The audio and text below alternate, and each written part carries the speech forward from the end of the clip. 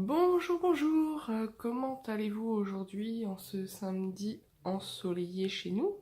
Ça fait du bien, je vous cache pas. Donc je vous retrouve aujourd'hui pour une nouvelle vidéo dans laquelle je vais vous parler donc de mon huile de CBD. Voilà, j'ai fait quelques petites recherches pour être un petit peu au top dans ce que je vais vous raconter.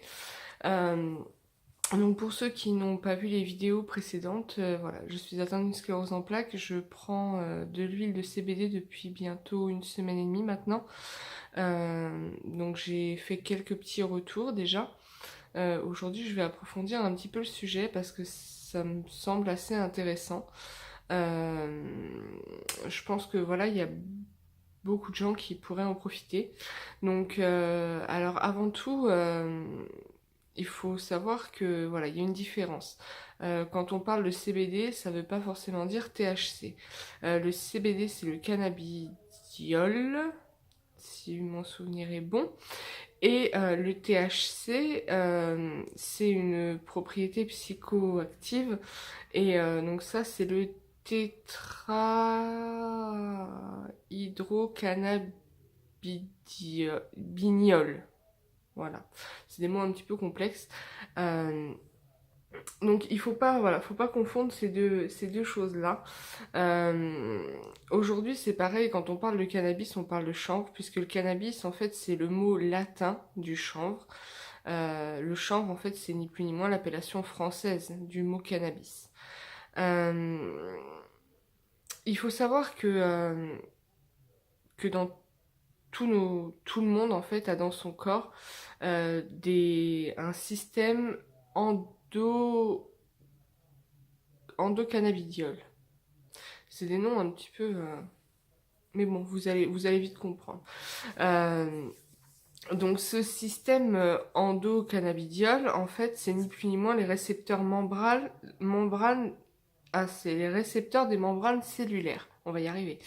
Euh, donc, euh, donc voilà, donc on a tous ça en nous, hein. Euh, donc alors je vais prendre un petit peu mes notes parce que je vais pas me rappeler de tout sinon. Euh, qu'est-ce que c'est que l'endocannabidiol? Vous allez me dire.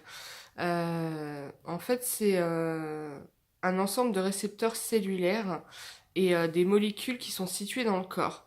C'est des récepteurs spécifiques. Euh, il faut savoir que voilà, il y a des années, il y a des recherches qui ont été faites et en fait, ces récepteurs ont été isolés euh, grâce à l'étude en fait de l'action du cannabis sur le cerveau.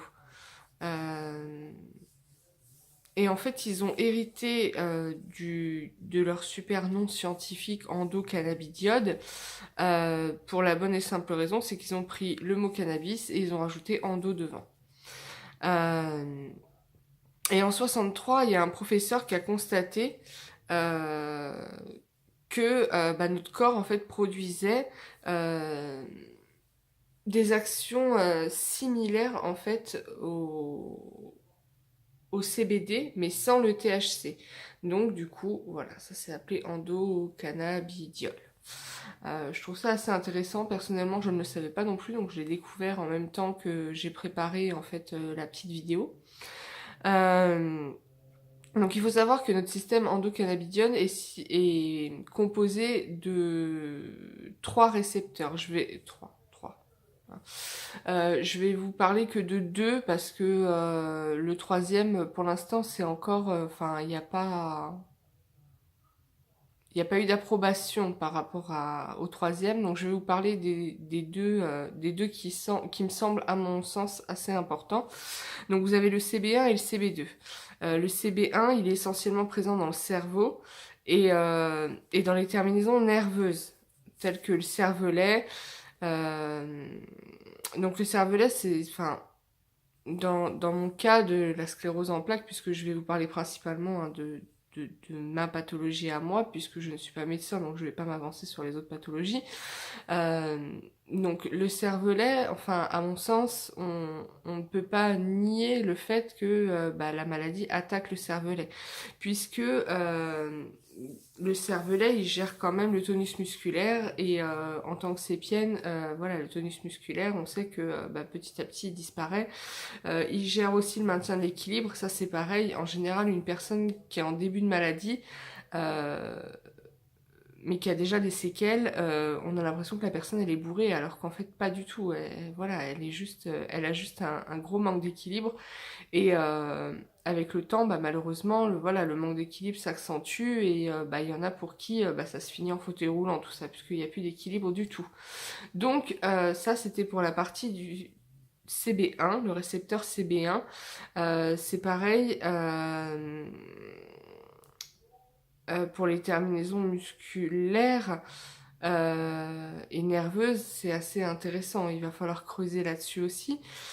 Pour le CB2, donc le CB2, on le retrouve partout dans le corps, dans le système immunitaire, dans les membranes des cellules immunitaires aussi. Moi, je sais qu'en tant que sépienne, j'ai un système immunitaire de merde. Franchement, je te le dis. Parce que, je te le dis, j'ai un système immunitaire de merde.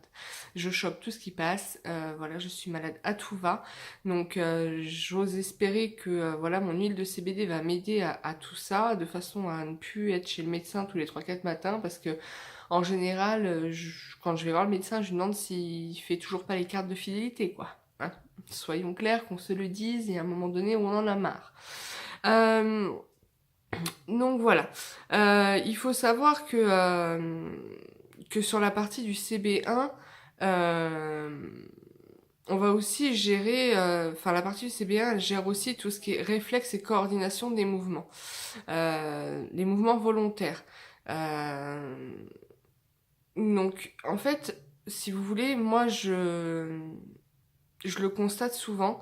Quand je vais voir la neurologue, en général, ils vous font faire plein de tests, plein de machins, plein d'exercices pour voir comment vous allez, pour voir... voilà, ils ont leur façon à eux de tester comment va le patient. Et donc souvent, ce qui revient, moi je sais que ma neurologue, souvent, elle me dit, il faut que je mette mon doigt sur le bout de mon nez. Parce que mon nez sur le bout de mon doigt, ça va être compliqué. Et donc en fait, il faut faire un mouvement comme ça. Donc là, si vous voulez, comme je regarde la vidéo, c'est pas trop mal. Maintenant, voilà, quand je me vois pas faire, les 3 quarts du temps, le doigt il part dans l'œil, il part là, il a du mal à... Et donc l'huile de CBD va avoir cette vertu-là aussi de pouvoir nous aider à retrouver en fait la capacité à mettre en place des mouvements volontaires et comment et qui tiennent la route en fait, qui voilà, parce que là clairement il y a des fois où c'est vraiment très très compliqué. Qu'est-ce que je voulais vous dire d'autre?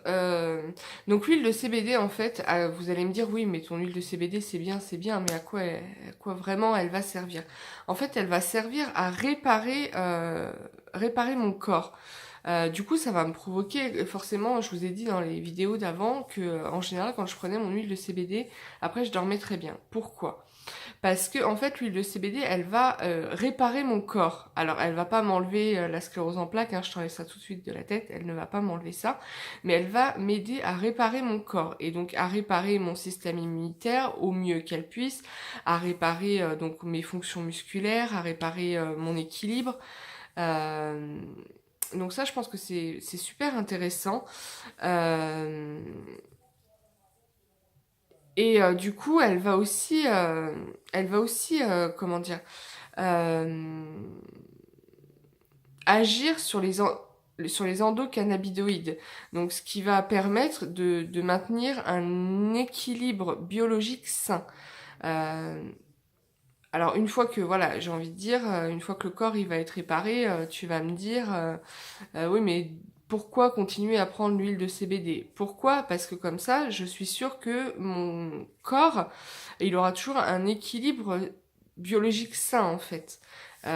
J'aurai beaucoup moins de chances de tomber malade, d'attraper la grippe, d'attraper la gastro, parce que j'aurai un système immunitaire qui sera entre guillemets réparé. Donc vraiment, enfin, moi j'adhère à 300%. Il faut savoir qu'il faut compter un mois pour pouvoir commencer à ressentir tous les bienfaits de l'huile de CBD. Parce que il faut que le corps en fait il comprenne ce qui se passe, faut lui laisser le temps de se réparer aussi. Euh, donc voilà, un mois, il faut compter un mois.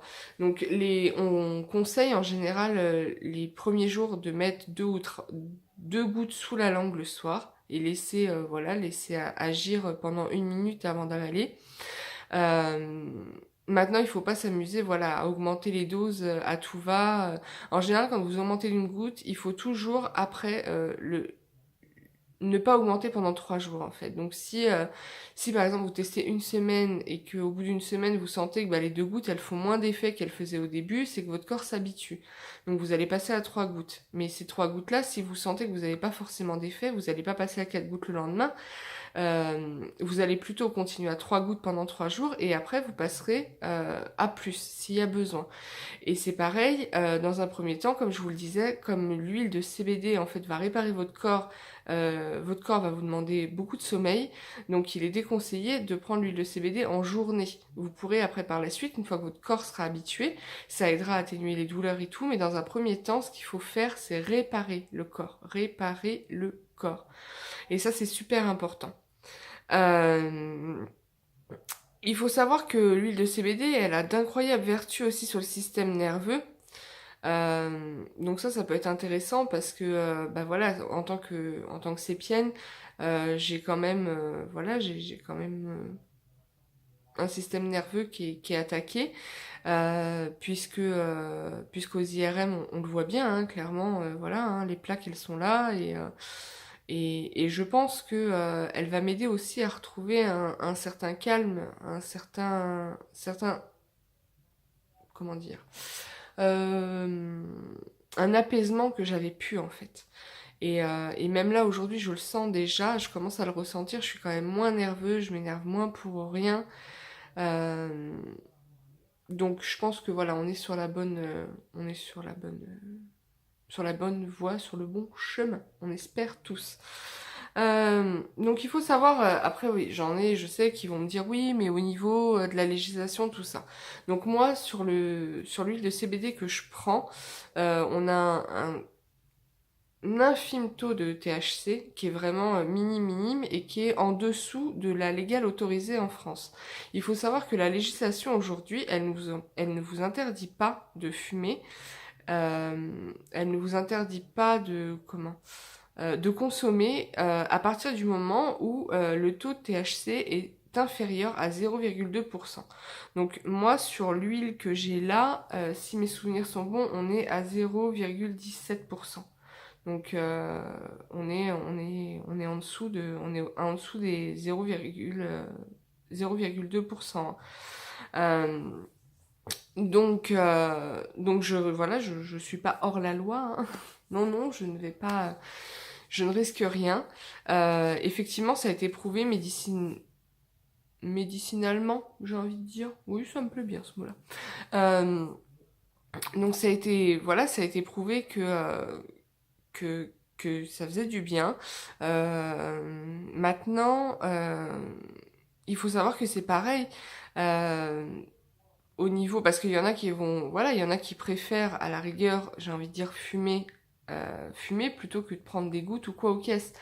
Et oui, après il faut se renseigner, il y a des graines à faire pousser avec des plantes où il y a un taux de CBD beaucoup plus important qu'un taux de THC et un taux de THC inférieur à 0,2%.